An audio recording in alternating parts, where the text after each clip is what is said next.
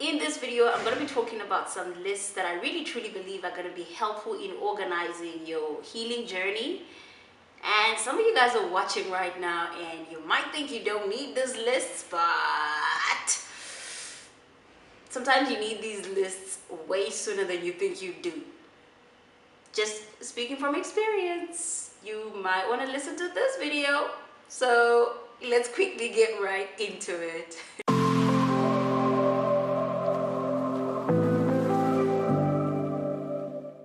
Hi guys, welcome to my channel. My name is Rutendo Melody Kanguru, and this is a platform for women that are ready to partner up with God and intentionally designing the Christian lifestyle they love to live in and a lifestyle that God can bless. Let's get into today's video.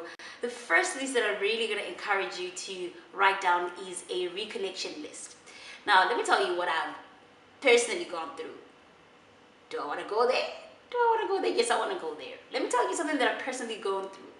I've realized that if you are in a toxic relationship, or if you are in a relationship that was abusive, or just a relationship that just really was not working, many at times we are secluded from the people that we love.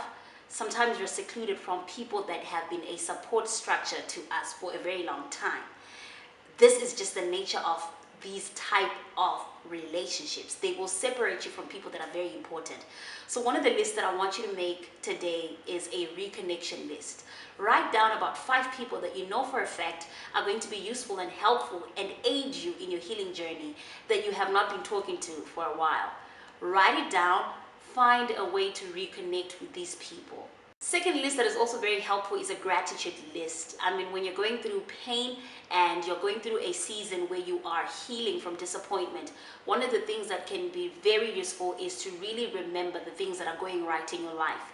And gratitude lists really help us and encourage us to see and look on the brighter side of life. Third list that I really think is very important as well is a 3 things learned daily list. And what I mean by this is literally just taking down a piece of paper after every single day and asking yourself, what have I learned about myself? Or what have I discovered about the previous relationship that I was in today that I think is a nugget? Oprah would call it an aha moment. Because let me tell you something, after a broken relationship, you are constantly getting a whole lot of amazing revelation that can be useful to other people, or that can truly just be useful in your own personal journey going forward. Write down those lessons on a piece of paper. Hey, while you're at it as well, why don't you just write a bucket list? You know, a bucket list is such a beautiful list to have because it really helps you to look into the future. You could get suicidal just from a broken relationship. You could literally plan ending your life because you had invested so much in this person and you're broken, you're wounded, you're hurt, and you don't see a future outside of them. But a bucket list will really restore that hope back inside of you. It will tell you, listen, you're going to be very alive for tomorrow, and there is so much to look forward to out there in the world, right? Places that you want to go to, events that you want to attend, countries that you want to visit. Write down all these amazing things that can really make the future something to look forward to. I also personally found in my journey that writing weekly reviews of how I have been doing with regards to my healing journey can be very helpful as well. It helps you track your own personal growth in this painful season of your journey. Write down how the week has been. How have you been feeling? How have you been coping? How have you been praying about what you've been feeling? Review your own journey so that you know in places where you know you need a little bit more effort or a little bit more support. Review lists are such a powerful tool to use. I love worship lists. I'm personally a worshiper by design. I absolutely love to worship, and worship has taken me through such painful seasons and such just really, really devastating seasons in my own personal journey. And I find that when I worship, it really washes my spirit, it washes my soul.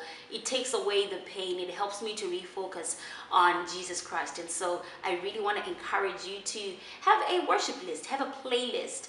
What are you listening to? What are those songs ministering to your spirit? A worship list can really, really change the atmosphere and the mood of your healing season and journey. While you're at it, I want to encourage you to write a books to read lists. There are so many beautiful and powerful books that you can read in this season of your journey. Books that are really going to be useful to your healing journey. Books that are going to be very helpful in re-equipping you to live life as the winner that you are. And so many times during this painful moment in this painful season, we lose ourselves, we lose our identity, we forget who we are in God, we forget God's promises for our lives. Sometimes we can even think that there is no future outside of what we used to know in the context of our relationships.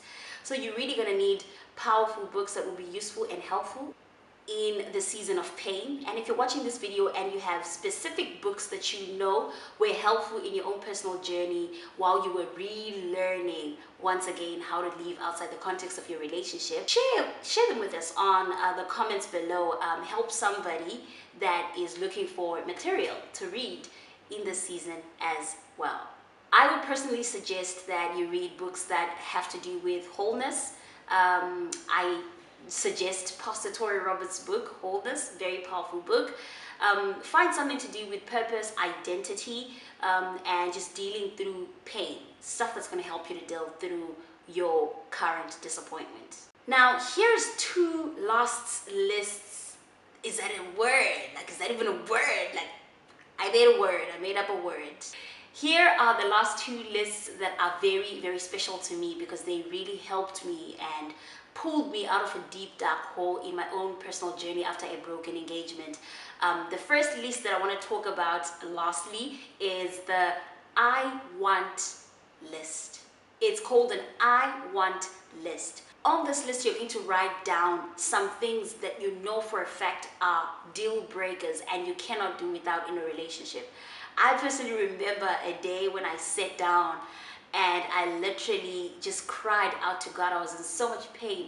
And I say to God, God, I know what I want, but I don't know how to demand it. And I don't know if demand is the right word, but I don't know how to speak it out and say, this is what I desire and need in a relationship to my partner. And so I just went to the presence of God and I started to tell him what I wanted. Because for so long, I had said what I didn't want to see in the person that I was dating. And God said, what do you want? And so I wrote down a list of the things that I wanted.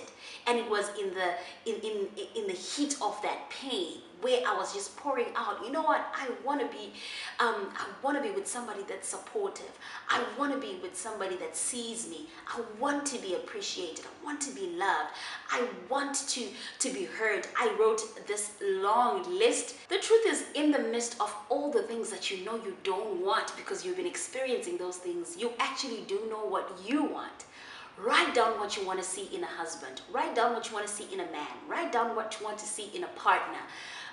Write it down. There is power in making a formal declaration to yourself and to God that this is what I want to see in a man or a woman. If you're a man that's watching these videos, because I know there's some guys that come in here and they watch these videos too. And finally, the last list that I'm going to encourage you to write is a things not to do list. Listen, this season is such a fragile season of your journey. It's a sensitive season, and you really have to retrain yourself on stuff that you shouldn't be doing, because pain can really give you a reflex to quickly go on this person's Instagram because you want to see if they took a picture with their new girlfriend, or to go on their Facebook wall and you find yourself scrolling on that Facebook wall. You find a way, your brain finds a way to make them look like they're talking about you. You are in a fragile state. Stay away from certain things that are triggers to you. So write down a things not to do list. Let me tell you, when I was going through my broken engagement, I had a very long things not to do list because I had to constantly remind myself. Has this video been useful? Share it with somebody that you know needs it. Subscribe to the channel if you haven't done so already. If you loved this video, like it and comment below. Let me know which one of these lists is top on your priority if you're in that season, or if you've been in that season before. Which one of these lists do you wish you had known about? See you in my next video.